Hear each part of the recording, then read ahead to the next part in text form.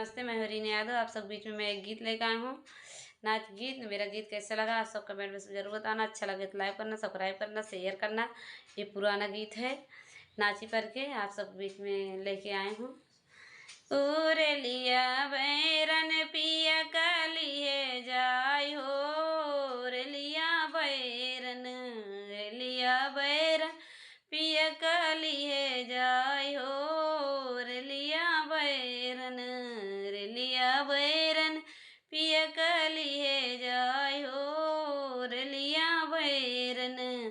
जने टिकट से पिया मोर जई हैं, जने टिकट से पिया मोर जई हैं। पनिया बरसे, पनिया बरसे टिकट गली जाय हो, रे लिया बैरन, रे लिया बैरन पिया काली है जाय हो, रे लिया बैरन, रे लिया बैरन पिया काली है जाय हो, रे लिया बैरन।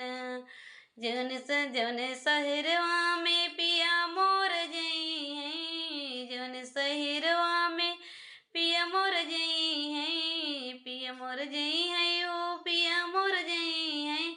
अगिया लागे लागे अगिया लागे सहर जरी जाय हो, रे लिया बैरन, रे लिया बैरन पिया काली है जाय हो, रे लिया बैरन, रे लिया बैरन पिया काली है जाय हो, रे लिया बैरन।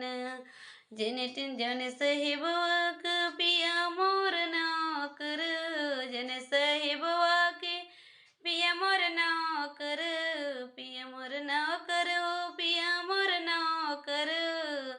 अरे अगी गोलिया लागे, गोलिया लागे साहिबा मरी जाय हो, रे लिया बैरन, रे लिया बैरन पिया काली है जाय हो, रे लिया बैरन, रे लिया बैरन पिया काली है जाय हो, रे लिया बैरन, रे लिया बैरन पिया